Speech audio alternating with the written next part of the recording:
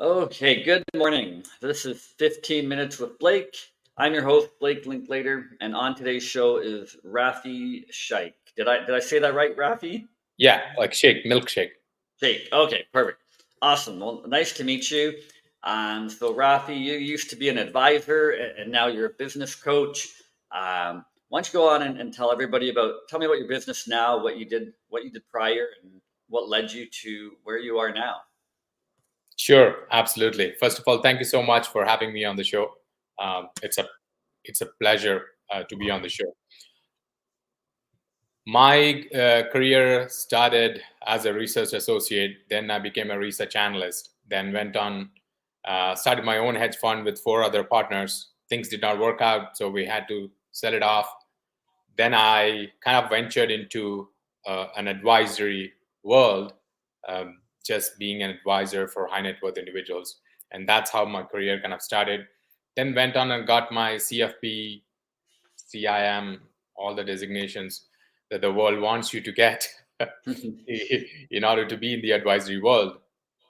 And I kind of hit a point in my career where I felt, yeah, I was making good money. I was creating the impact, but not the impact that I wanted to create. But I was missing one critical ingredient. I wasn't living my life. I was chasing after clients, bending over backwards to fulfill client needs. I kind of came to a point there should be a better way for this. Then there was a mental crisis, physical health issues, and all of these kind of came in one big blow. And I lost my dad to COVID in 2020. So that was a big emotional jolt for me. At that moment, I didn't know that there were tools or there were things that you can do in order to process your emotions. I'm better equipped now. Maybe sometimes life has a very peculiar way of walking you through a few things to make you stronger. Sometimes we don't realize it. Now I kind of look back and I'm so grateful and thankful like all those things happen in my life.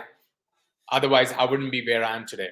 So when I started doing this and I was running a 7-figure revenue rolling year average generating practice and was taking, good time off, and others were asking me, how are you doing this? Then I started sharing my things with them. Then I noticed that there are a lot of advisors out there who are feeling the same burnt out, who are feeling the same thing that what I used to be in. Then there was a strong urge for me, a calling sort of, to go on this journey. That's when I launched, I said goodbye to my advisory world and my practice. And I full-fledged with both my feet went on into this coaching business. Now I coach financial advisors to build 7-figure revenue generating practices and take at least 100 days off. That's my journey. That's where I am right now. Cool, awesome. Great to hear. And Steve Jobs, he had a great speech at, I want to say it was Stanford, but it may not be. I don't know if you've ever seen it. Um, but he says you can only connect the dots looking back. And it's a line I remember, and it's a line as I'm going through stuff with my daughter now and hockey season and seeing her growth. I can see the dots. About a year or two ago when some stuff, when she was playing it, we didn't quite see it, but not like now you can connect the dots, and I think it's a great line for anybody to live on. True, true. How did you come up with the 100 days off? Like you coach it to 7 figures and 100 days off. Why 100? Why not more? Why not less? I That don't is know. That's two out of weekends a lot, year. yes, out of a lot of iterations I have seen, that is the optimal way of having a 7-figure practice. You need about 50 households who pay you about $20,000 to get a 7-figure revenue. If you have around 50 households, to serve those households optimally and provide them with a white glove service and still take like optimal number of days in a year off and have that lifestyle practice, the 100 days is optimal. Okay. That, Cool. that that is what it is. Like I kind of looked at 120 days. It kind of cuts a little bit into the client service. Mm-hmm. You don't want it to do that unless and until you have a bigger team. Say if you have a team of 2 other associate advisors or someone who's handling the stuff for you. But if you are a solo advisor with just one associate or one assistant, 100 days is bang on. It's Okay. pretty good. That's why. Cool. So tell me about your biggest success and your biggest failure. I have lots, and I'll share one with connects with the financial advisors. I'll talk about the 7-figure rolling year average revenue generating period where I was making that money. That was one of the biggest success, because for a lot of advisors, that's a dream. When you start the first time, like you wanted to do $100,000. Okay, when I do $100,000, I'm all good. Then I can spend more money on marketing, Mm-hmm. right? Then after you hit $100,000, you put a goal. Okay, next year I'm gonna go 200, 250. Then you hit 200, 250. Then you kind of go to 500. Then you stale, you plateau. You don't know what to do, Yep. right? You're pushing on gas. You're putting the pedal to the metal. You aren't going anywhere. You're just still in the parking lot. Mm-hmm. Just feels that way. But I kind of came over that, and I was able to do those things, and it felt like, man, I'm hitting it. That was the moment. Hmm. But the irony of that was very short. Then as I was in that phase of 7-figure, then I realized, man, I thought when I get to that 7-figure revenue generating practice, I'll be happy. But I was not. That's when I realized that was my biggest failure. Okay. Because one day I went, one of the COIs had advised me that he wanted to introduce me to a business owner, because I was dealing with a lot of business owners. That's what my niche was, doing business owner planning. So it was a 7 p.m. dinner meeting, and it was the day before Halloween. So I went there, and this after I came back, my wife was telling me this. So my daughter was asking, where did daddy go? Because I wanted to prep for Halloween. Then her mom was telling her that dad has gone because he wanted to bring us the money so that we can have the food and all these things. Mm-hmm. Then she literally got her piggy bank, and she said, like, I'm going to give daddy money, ask daddy not to go, so that he can help me prep with this Halloween. When I came back, when I heard this, it literally melted my heart. And for a moment, I felt like, man, I'm doing all this for what? Of course, Mm-hmm. like, I'm one of the top advisors in the country. I have all the designations, you name it, behind my name. And I'm making the revenue that I want to make. But I still feel the void inside me. That's when it hit me. And I went on a long journey. I was like, you know what? There should be a better way in order to run this Mm-hmm. business. Then I found the resources, the things that I can't even imagine. So If what resources, like so for advisors or business owners that are kind of in that state now, what are some of the resources or states that you turn to that helps you get out of that path? building a system, that's number one. You know, with if you have a right system, with that system, everything works. Without that, nothing works. Period. So building the right system, and every advisor is different. It is not that, yeah, go use like this planning software, it will make your life easier. No, because every advisor personality is different, their clientele is different, they would need different Mm-hmm. resources, you know. Yeah. So that's the I went on that process, building a process. What should be my process? And in that phase, I also worked quite a bit on my mindset, because for a lot of financial advisors, they're damn good advisors, they're damn good planners, they are really, I have seen some of them, they literally blows my mind, like, how can you be so good? Because they hone the skill for like 10, 20, 30 years, Mm-hmm. and they're terrible business owners, terrible.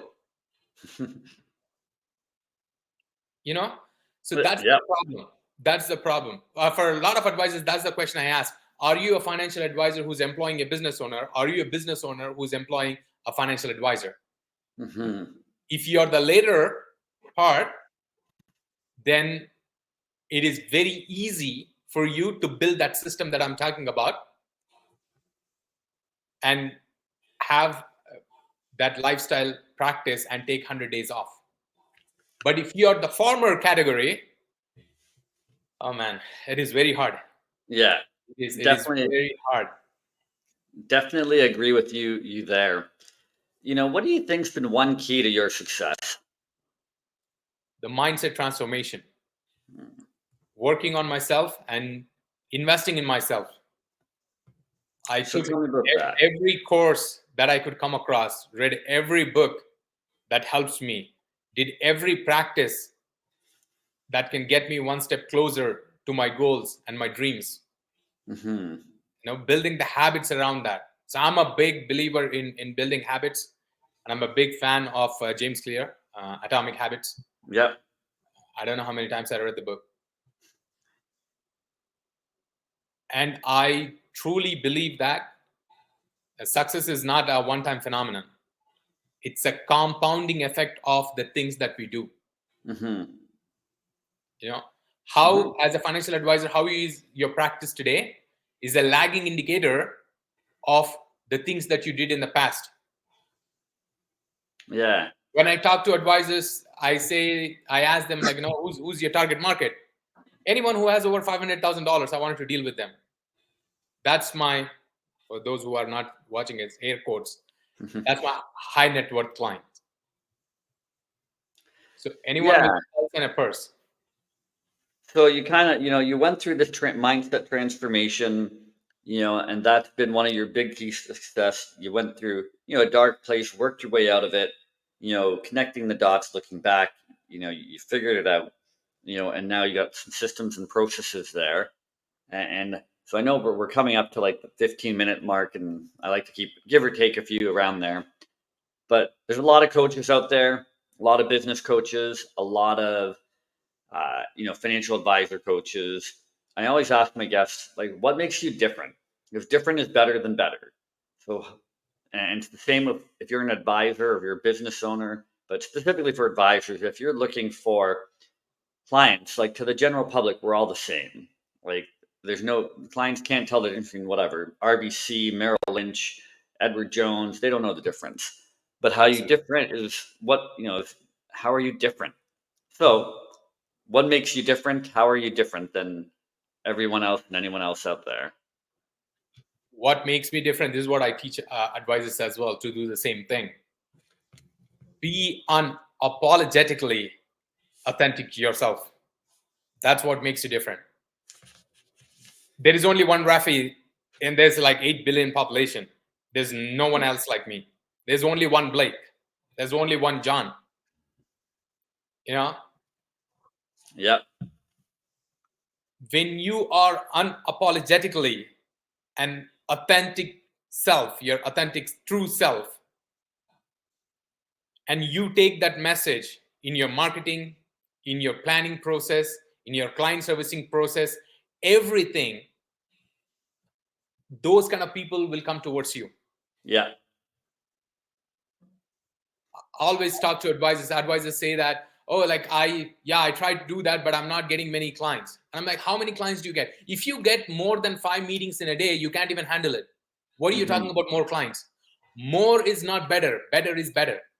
How many times have you gotten those the LinkedIn messages from the lead setters? It's like, oh, if you can I get you 17 appointments a day or whatever it is, 20 appointments per week, 40 appointments per week. How many like we get approached so often by that, and I'm like, okay, yeah, True, yeah, very true. That's not physically possible because advisors don't think it that way. They think, okay, like if I get more leads, then I can close more clients, then I can make more money. No, it yeah, doesn't work that way. It is very hard to understand unless and until you have gone through that path. yeah. I'm telling you, if you have the right process, you can build a 7-figure revenue generating practice with 50 households. Mm-hmm. You don't even need more. I know advisors, in private spaces, not the big banks, who have like a $1 billion, like 8-figure practices. They manage like over $1 billion in assets, and they have under 40 households, under 40. Pretty good average there. Yeah, it's that Yeah. that so it depends on your process, right? Like what is that you want. A lot of them don't even have a process. I asked them, what is your marketing budget? I was like, I don't know. What is your planning process? Yeah, I do. We have a pretty good process. Okay, can you walk me through it?